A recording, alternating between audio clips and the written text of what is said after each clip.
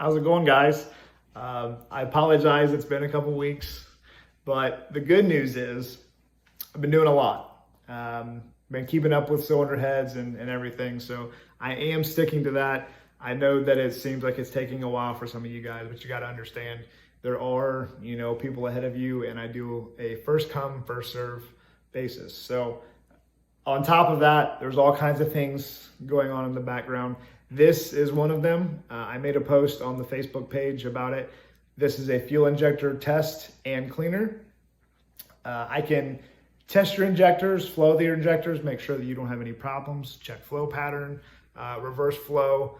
I cannot do direct injection flow test, but I can ultrasonic clean those. I will be announcing pricing in the near future. I'm waiting on the fluid, and I'd like to run through, a handful of my own injectors before I offer this up, so I can make sure that I'm proficient at it. But like I said, the customers who are sending me their cylinder head or their M62 to port while it's here, be a perfect time to get your injectors cleaned. Make sure that, when you get it on the dyno or, you get it out of hibernation through the winter, you don't have any kind of issues where you're running lean or anything like that. Last thing you want to do is deal with a fueling issue after, getting your car put back together, and you're not quite sure if it's something unrelated or what, but this is a great way to make sure that doesn't happen. So like I said, something I'm offering in the future, but tonight, something a little bit different. I've been teasing around lately that I'm going to put the ported blower on finally on Miss Caron, and that's exactly what's going on tonight. So I'm going to do a current pull. The car is on 2.7 and is now on E85. I'm going to include the clip of me putting it on E85. I did that this weekend and been kind of cleaning up the tune and making sure that it's safe. I feel confident now that it is. So it's already feeling pretty strong, but now I get to see a back-to-back what the ported blower feels like versus the stock M62. So I will be staying on the LSJ stock throttle body for a little while until I get the 3.5-inch intake and all that. The factory intake doesn't fit over the LS4, so I have no choice, but it'll be fine. It won't give me the most gains, but it will have an increase. I'm expecting to see some mid-range torque pickup, along with probably some top-end performance gain as well. So it's not going to be on the dyno, but I thought this would be kind of a cool little first reaction video, so to speak, with my buddy Mark. He hasn't ridden in it on E85, so what I'm going to do, just so we're both fresh, I want a good perspective on it. I'm going to take a pull in it with the current setup, which again is on E85, 2.7, and stock supercharger. And then we'll come back, we'll swap the supercharger over, and we will go back out and make another pull. So like I said, it's gonna be a first reaction kind of thing, and I'm excited. So here we go.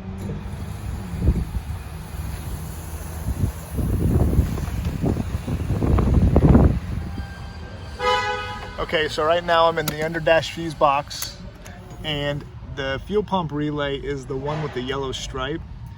So I'm going to remove that.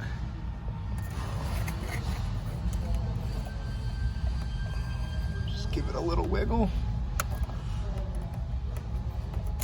There we go. And then I'm going to install this relay switch. What this does is you can just turn the relay on without using the car's circuitry to control it. So it's just an on and off switch, and I'm going to drain the fuel tank that way. So I'm draining the rest of the gas that's in the tank into this jug. I have the relay switch turned on, so it's just draining the tank. That way I don't have to keep cycling the key to prime it and get everything out.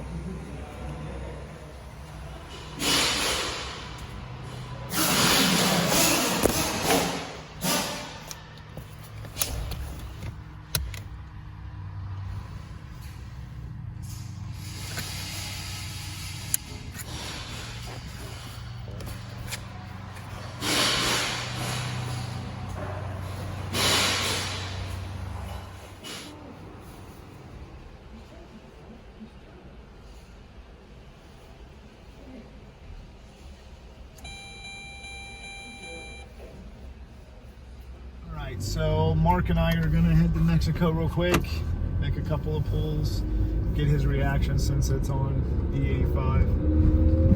We'll probably just do like a one take. Whatever happens, happens. Hopefully it doesn't blow up. I doubt it will. There's always a possibility. Things happen in Mexico. That's true. What happens in Mexico stays in Mexico. Gosh. Sides are shifting. That was a hell of a pull. Dude, it runs good. I'm in this third gear. More in this car than in the last week than I've ever in my entire life.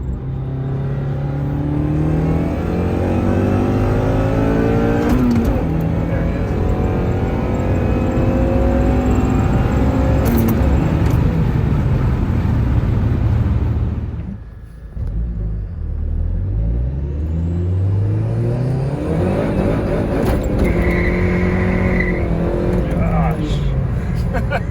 So Mark and I are back from Mexico. We're gonna pull this in and let it cool off and put the ported M62 on. Hopefully you guys can hear me over the heater going, but going over the log here, and it looks like we saw a max intake air temp of 113. You can see right there at 7,000 RPMs right before the shift. We're at 37. We're at 37 intake air temp 1, 112 IAT2. So what's that mean? Your MAF sensor has the intake air temp 1 and the heated wire, ground wire, 5-volt reference. But if you ever wondered why you have multiple wires to that sensor, it's because it's got the intake air temp sensor built into it. And then your intake air temp 2 comes from the map sensor. It is a dual purpose sensor also. Same thing here. You have 5 wires on that. So you have it before the blower, and then you compress it and you heat it up, and this is taking the reading after that happens. So that's what we refer to as intake air temp 2, and that's where it's read from. Now with this ported blower, you do get, of course, the ported inlet.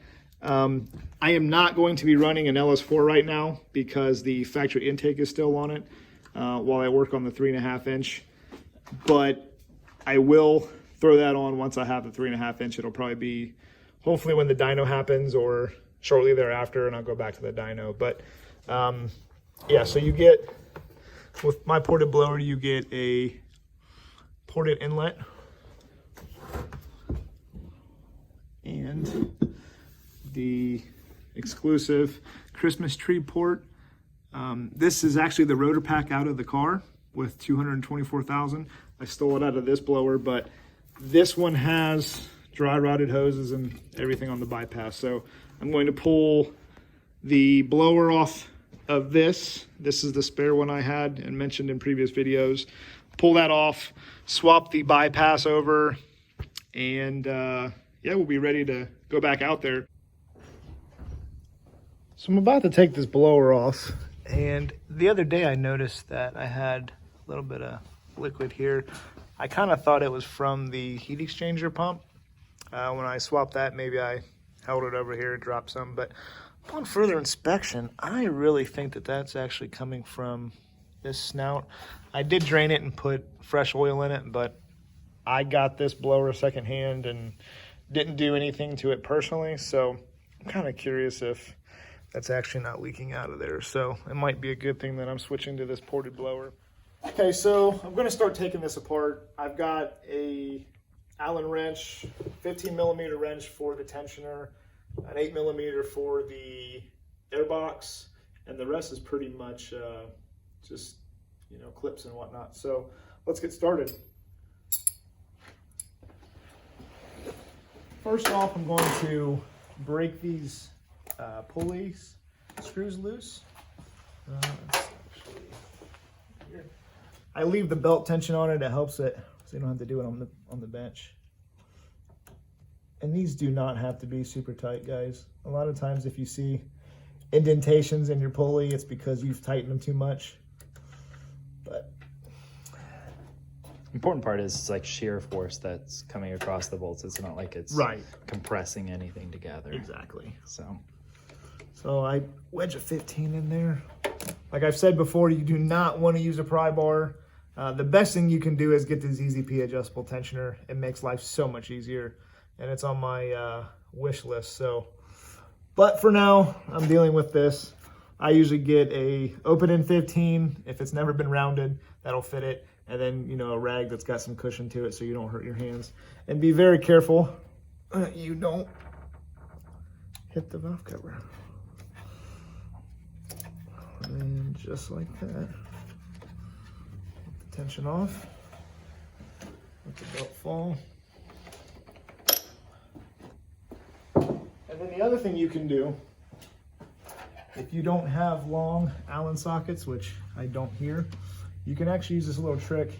You put the ball end of the Allen in there and just like that, break them loose.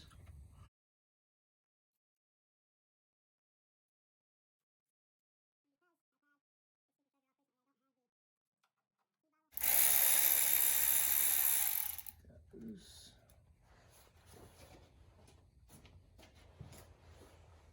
Just 10.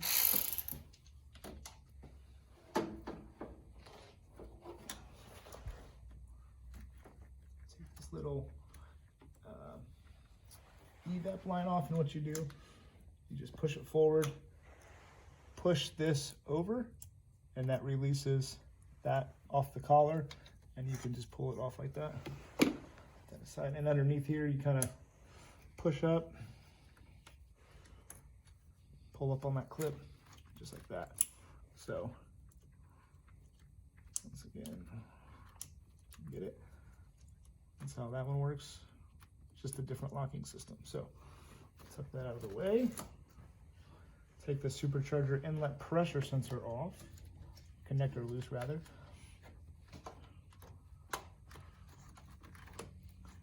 Take the bypass line off. Now it does go to the actuator, the top port. A lot of people ask, there's nothing supposed to be on the bottom. That is for testing purposes.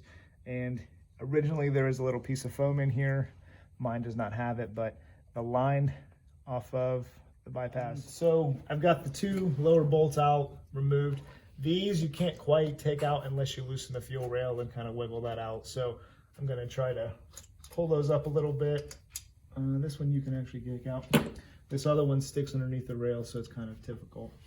But what I do, kind of push this out of the way a little bit, tilt it up, and you feel that bolt come out. That's definitely supercharger oil. Now, this is a nice, decent gasket. You want to make sure that you don't have any tears or it's not leaning in, so that way you don't have a boost leak. This one looks pretty decent, so I'm going to reuse that. No issues with there. Yep. Okay, so like I was saying, this inlet is ported quite a bit larger than this factory one. We're going to swap over the gaskets. Hopefully I can do this one-handed. I'll set this down.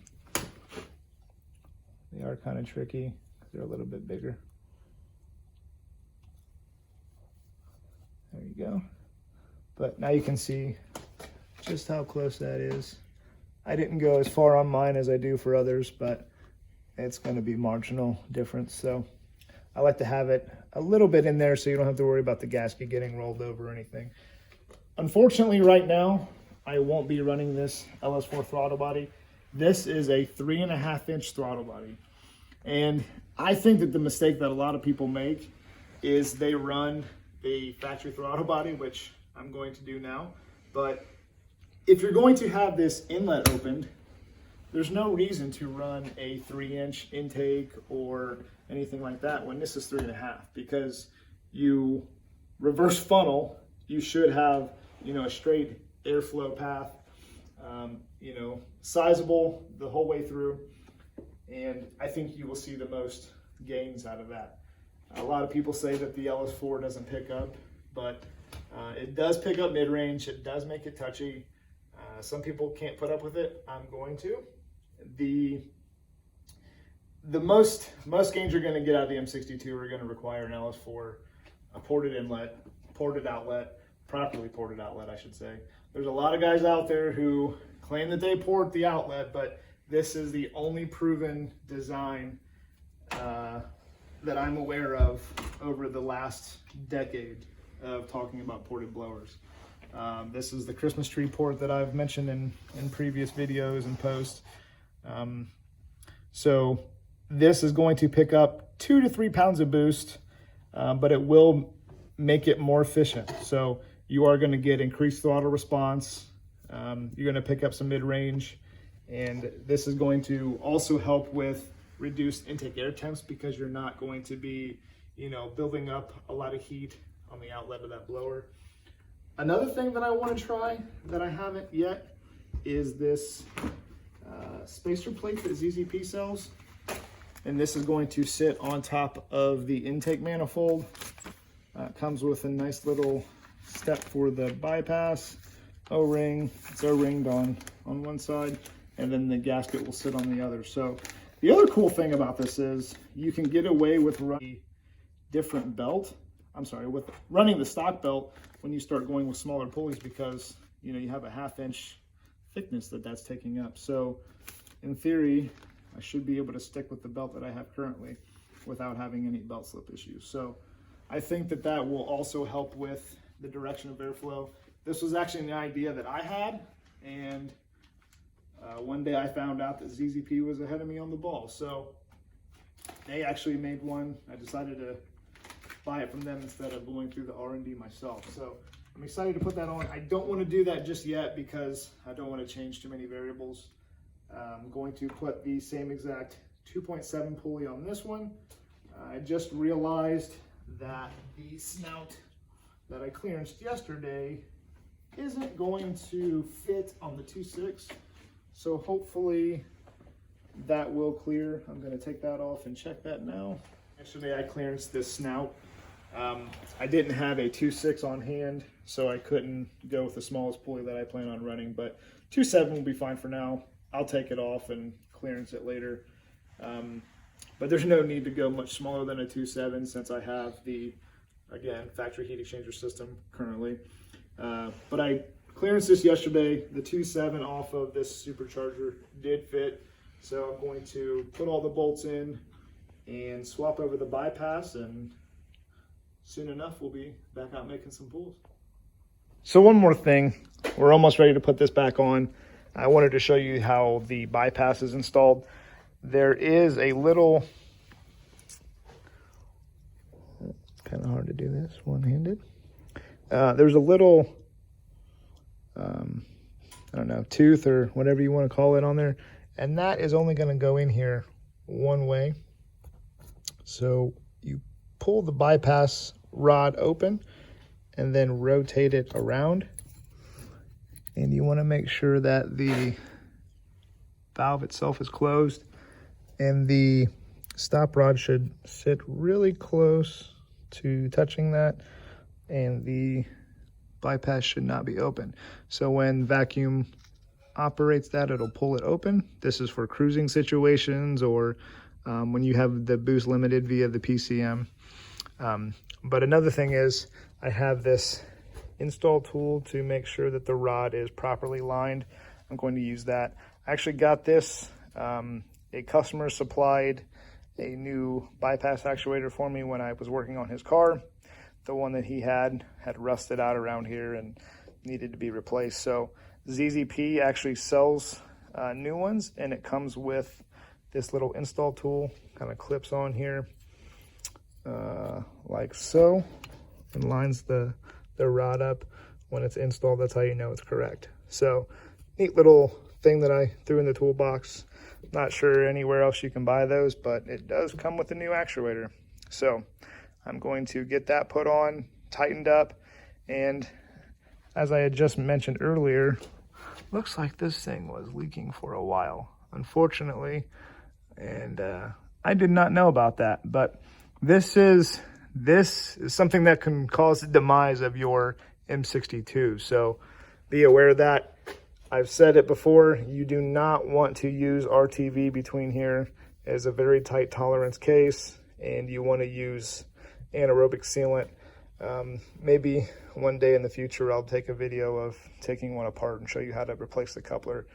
There's quite a few of them out there, but nothing I'm opposed to putting out there for you guys. So if you let these run too dry, too long, it will cook this front seal and can damage the bearings in this nose cone. So it's very unlikely, not unlikely, but uncommon for these to fail. Typically what fails is the case bearings, and that's where the rotor pack sits, back here in the blower.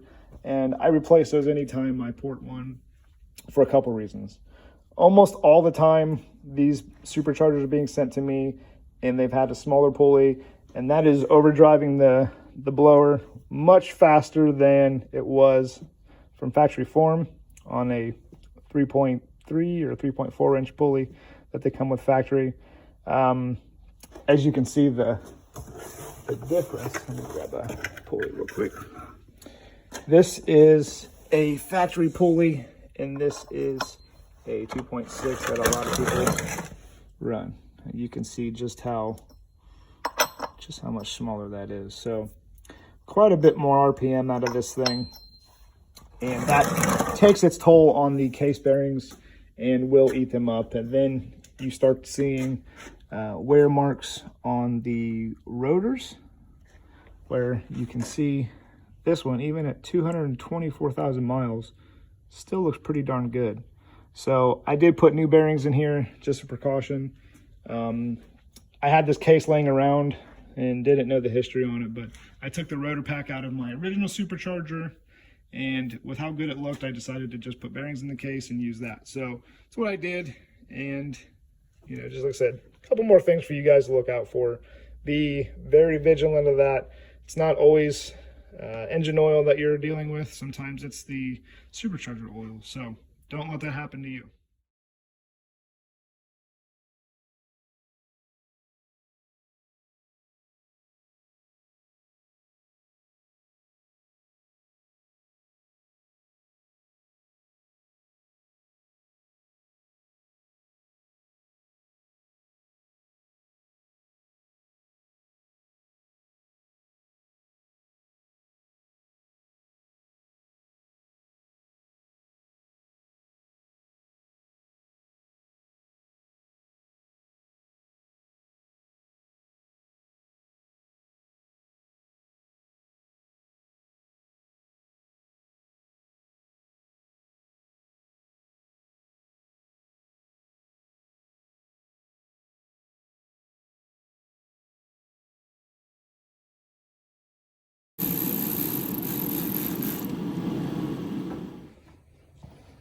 And easy as that.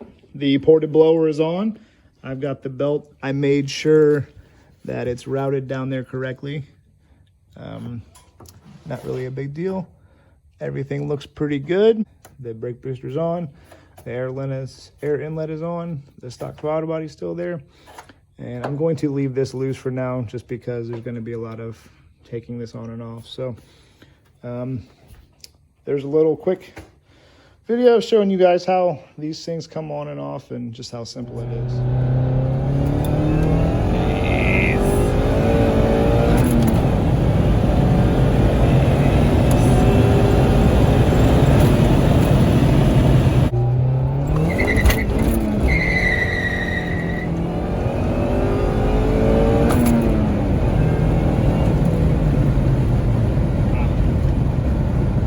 Yeah, that's there's definitely an increase there. Yeah, mid-range is. See what it does on the dyno. Yeah, mid-range is so much stronger. Right there. I feel like it's not ready to shift yet. Yeah, like there's way more on the top. Like you keep pulling more. God, I would love to see this thing with cams. Yeah, it's coming. All right, so we're back from the quick trip to Mexico, and I gotta say, not just because I do this for you guys, but I am personally impressed with the throttle response and mid-range of this. I think Mark would agree that this definitely made a difference. And the good news is I don't get to often do this, but I did this in less than an hour. So, memory's fresh, exactly what the experience, and the 1-2 shift was it was just eating tires, the first time it did, but not quite like that, when I hit second real hard. But like I said, I am impressed with this. I can't wait to get a proper throttle body, a proper 3.5-inch intake, and really wake this thing up the rest of the way with what it deserves. I haven't quite looked at the log yet. It looked like we peaked at 117 on the IET2s, started somewhere in the neighborhood of 70. So it's climbing. I do need to get a heat exchanger set up and all that on here. But the fact of the matter is, since it's on E85, and E85 is such a cool fuel, I'm not really concerned. The air fuel's where it needs to be. It leaned it up maybe a half a point, which it was already on the rich side. So I'll have to go in there and, clean up the tune or whatever. But like I said, I'm happy with where it's at right now. I can't wait to finally get, some exhaust mods on this thing. I'm sure you guys have probably heard that chatter in the very first video. That is the exhaust manifold that's got a leak at the cylinder 4 exhaust port, which is somewhat common for these. Unfortunately, I don't know if there's a fastener that's rusted out or what have you, but I do need to get that fixed. I've kind of been leaving it alone since I plan on putting a header on it. Maybe in the sometime in the near future. But I do want to kind of leave the factory exhaust on it as long as I can.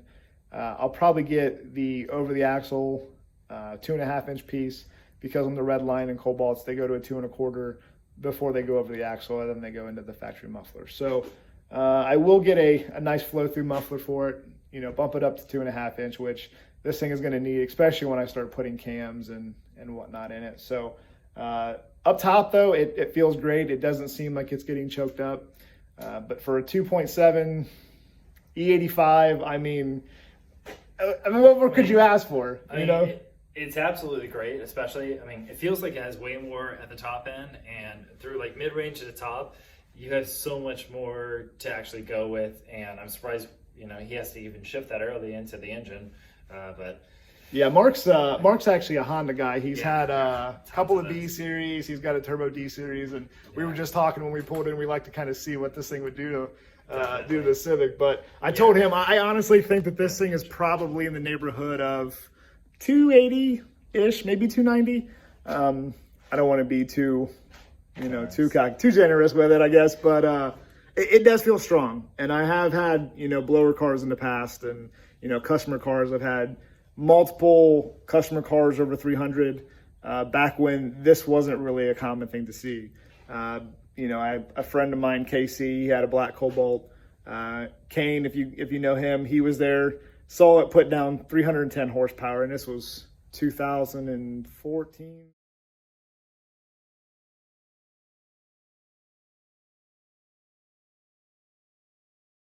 15, something like that. Quite a while ago. Actually, might have been 2013, but nonetheless, I'm excited to actually have one of these on my car. It's odd that I never have, but like I said, when I started doing the ported M62, I was already turbo and past my supercharged days. But here I am. I'm back, and what better way to show you guys than to do it back to back?